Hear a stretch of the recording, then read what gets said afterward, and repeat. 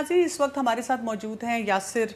मसूद साहब जो कि क्लिनिकल साइकोलॉजिस्ट हैं और ख़ास तौर पे इनकी स्पेशलिटी ये है कि वो जो नशे के लोग होते हैं जो कि रिलैप्स में बार बार जा रहे होते हैं ये उनके साथ काम करते हैं। तो इनसे भी चल के हम कुछ मज़ीद मालूमात हासिल करते हैं। जी अस्सलाम वालेकुम वरहमतुल्लाह वबरकातुहू। यासिर मैं आपसे ये पूछना चाहूँगी कि हमारे मुशाहिदे में ये आया है कि जो नशे के तवील इलाज के बाद भी दोबारा नशे की लत पड़ने के लोग शिकार हो जाते हैं और इसकी शरह हमें बहुत ज़्यादा नज़र आती है, इसकी क्या वजूहात हैं?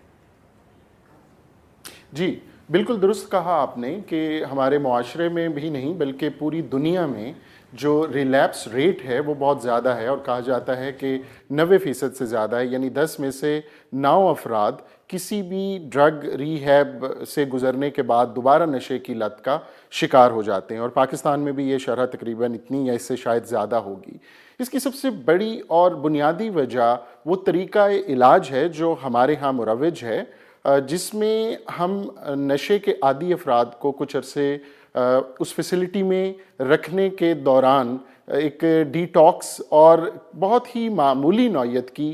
थेरेपेटिक इंटरवेंशन करने के बाद 2 से 3 माह के बाद वापस भेज देते हैं। मुआशरे में रहते हुए जिन अवामिल की बिना पर नशे के आदी उस फ़र्द ने नशे की आदत को अपनाया वो अवामिल अपनी जगह पर मौजूद हैं और अमूमन नशे के आदी अफराद को उन अवामिल का मुकाबला करने की सलाहियतों से बहरामंद नहीं किया जाता। इसलिए जब 2 या 3 या 4 माह के एडिक्शन रिकवरी प्रोग्राम के बाद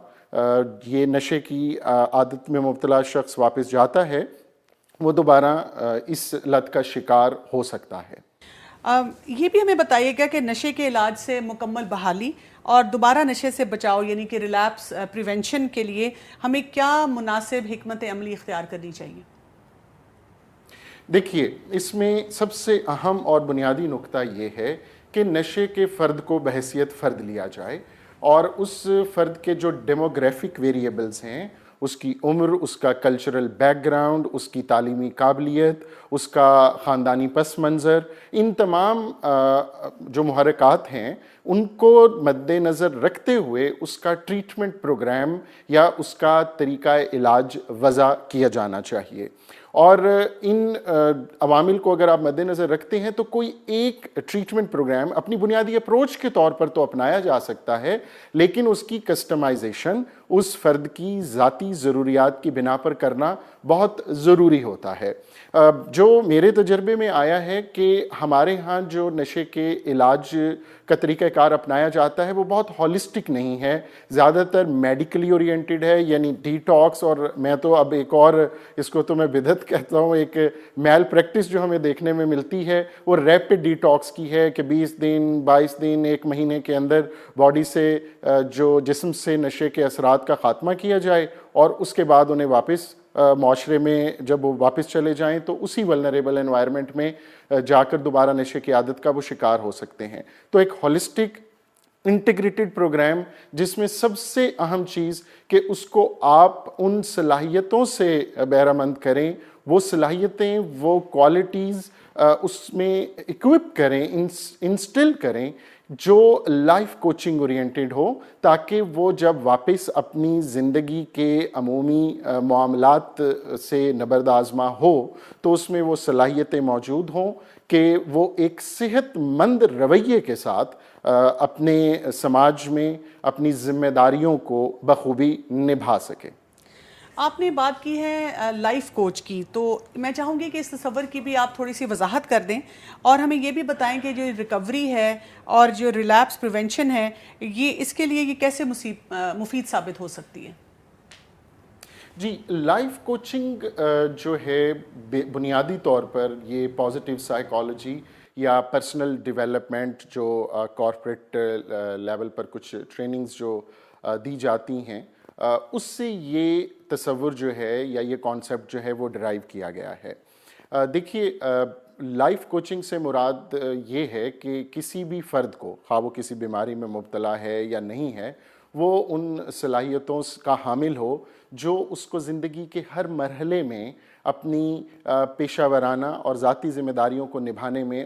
اس فرد کی معاونت کر سکے۔ اب ڈرگ ایڈکشن کا شکار فرد جو ہے اپنی کسی ذاتی یا معاشرتی کمزوری کی بنا پر یا ذاتی یا معاشرتی عوامل کی بنا پر اس نشے کی عادت کا شکار ہوتا ہے۔ جب وہ ڈرگ ریہیبلیٹیشن میں 3-4 ماہ کے لیے زیر علاج ہوتا ہے تو اس میں بہت ضروری ہوتا ہے کہ اس کے اندر یہ صلاحیتیں جو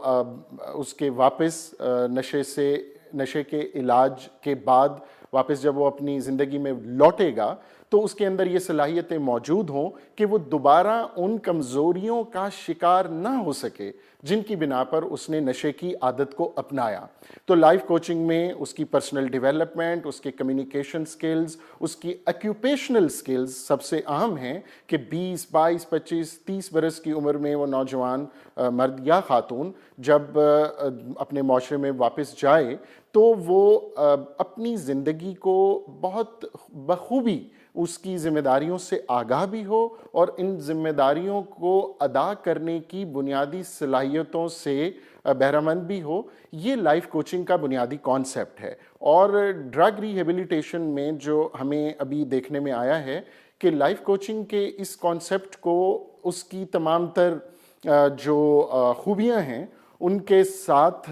انکارپوریٹ نہیں کیا گیا، اور جیسے کہ میں نے پہلے کہا کہ ڈرگ ایڈکشن کا یہ پروسیس زیادہ تر میڈیکلی اورینٹڈ ہی رہتا ہے۔ تو لائف کوچنگ ریلیپس پریونشن کے حوالے سے میرے ذاتی تجربے اور مشاہدے کی بنا پر میں یہ کہنا چاہوں گا کہ اگر سب سے اہم نہ صحیح it will be one of the most important factors to prevent relapse on the part of drug addicts.